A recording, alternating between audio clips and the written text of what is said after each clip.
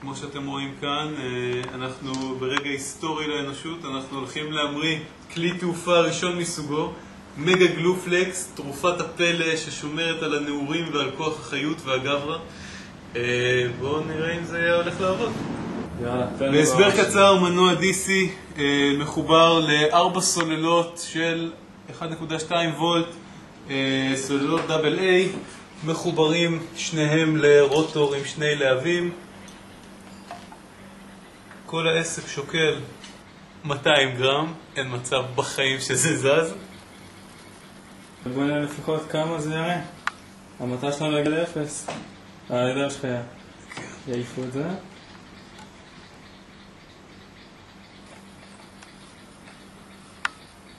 ואנחנו עדיין ב-200. ואיזה 200. ואנחנו מסתובבים, ואנחנו ב-200.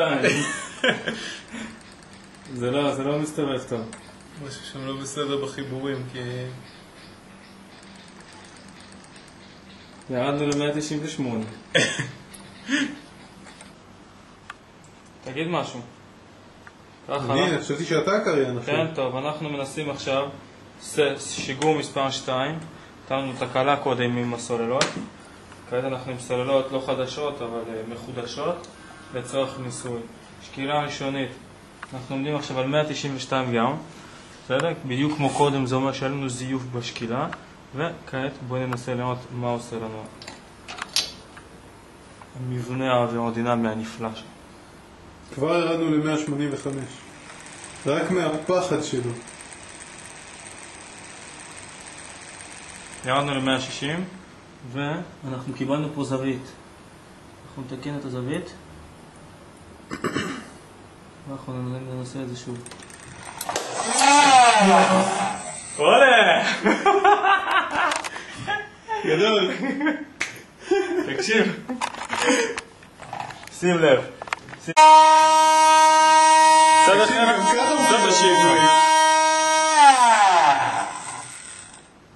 יופי של הנעה, יופי של מנועים. טוב, אנחנו ניסוי מספר 3 אחרי האוכל, בלי שינויים מיוחדים, תיקונים של חצי שנייה, ניסיון שני לראות אם התגובה זהה לקודם.